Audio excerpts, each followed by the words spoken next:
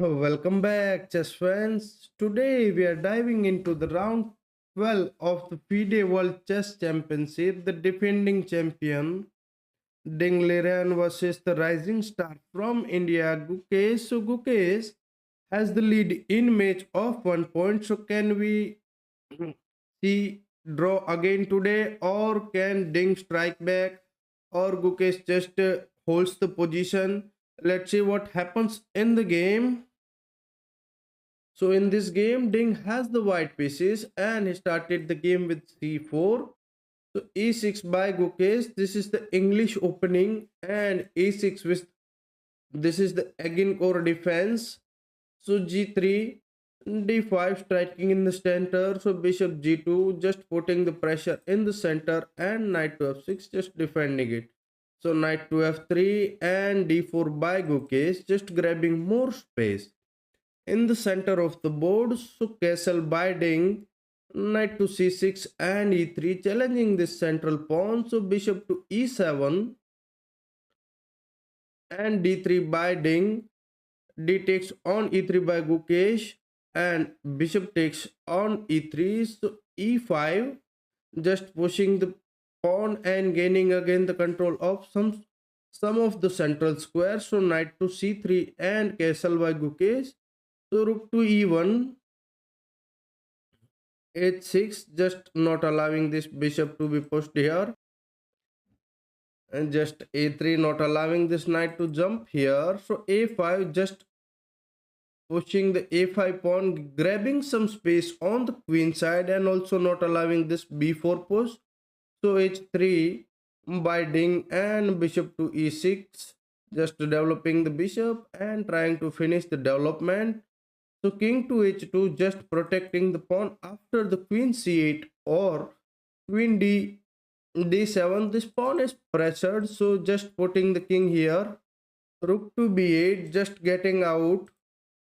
Rook from this long diagonal that's covered by the bishop. So just moving the rook because bishop is eyeing the rook through this pawn. So you have to be careful, and queen to c2 to binding. So rook to e8 and knight to b5 just try and push some more pressure on this c7 square. So bishop to f5 pinning the pawn and not allowing this d4 push. So rook a to d1 preparing push the pawn. After moving the queen, he can push the pawn. So knight to d7, queen to d2. Now queen is removed from this diagonal. Now the queen is pressuring this pawn. Also queen and bishop battery are pressuring this pawn as well. So bishop to g2 back, and here Ding just went for the d4. So e4 striking back in the center, not exchanging the pawn, just pushing the pawn and attack this knight. So knight comes back on g1 and knight to b6 was played.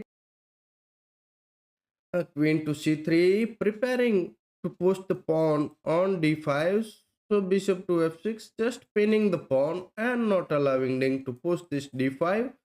Queen c2 unpins and a4 trying to grab some more space and get the knight via a5 to b3, and this is a good outpost for knight.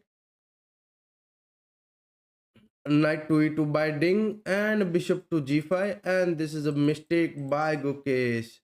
Gukesh just wants to exchange the bishop here or here, but in this position, if you take the bishop and pawn takes here is a equalish position. So after bishop to g5, there is one move in the position that just allows white to keep the advantage, and it's knight to f4 and Ding just finds it.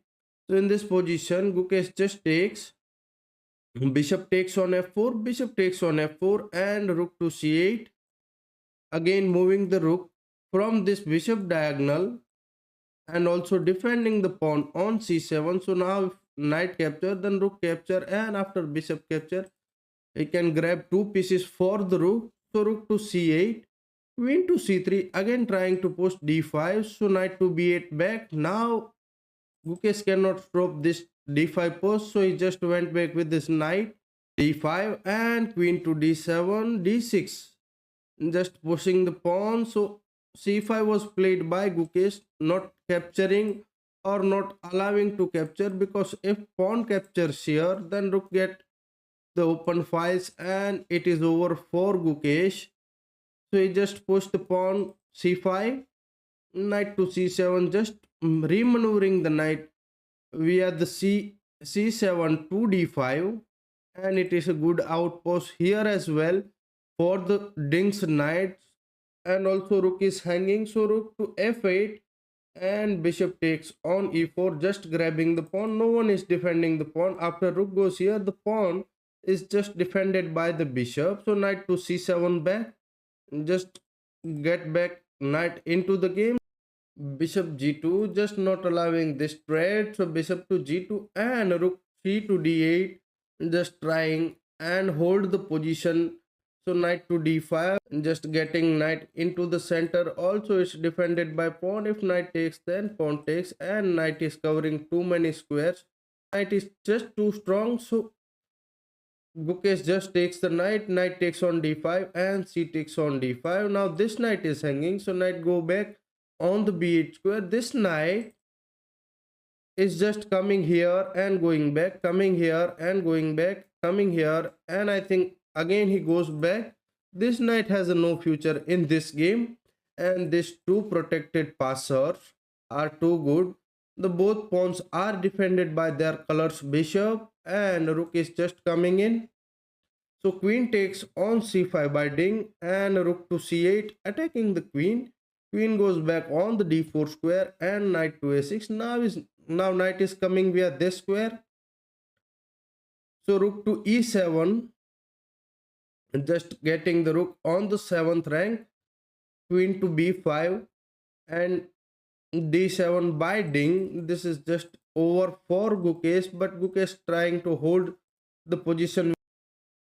Okay, so after d7 there is a nothing into the game. White is completely winning, but Gukesh will try for some more moves. So rook to c4 was played, attacking the queen, and queen to e7, rook to c2, trying to grab this pawn and make some pressure here. But in this position, bishop to d6 was played, f6, and this is a last mistake in the game. After bishop to d6, knight to c7 is the move, but this is also losing, but it gets time. So after bishop takes here, rook takes here, it's just hold for some time, not forever. Here d8 queen, if rook takes d8, then rook takes here is the idea. So it can hold the position but not for forever. So after bishop to d6, f6 was played, and in this position the world champion Ding is finishing the game in style with rook takes on g7. And in this position Gukesh just resign the game, because there is a nothing into the game. If you move the queen, then queen takes on h6, bishop h7, and queen takes on h7 is a mate in 2.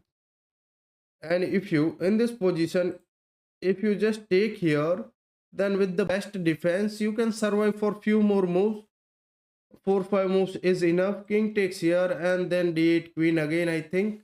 Yeah, d8 queen with check, and now there is mate in 5. So Gukesh cannot survive this position. So after stunning and brutal rook takes on g7, Gukesh just resigns the game, because there is no way to survive in this position. So he just resigns the game, and score is again gets equal, 6 for both. After 12 games, both have the 6 points. So now we have to see what happened in the next 2 games, or can we see the tie breaks? I don't have the idea. So stay tuned with us for next games. And if you are enjoying this game or this videos, then please do like the video and subscribe the channel for more chess content, and hit the notification bell so you don't miss our next updates. See you soon.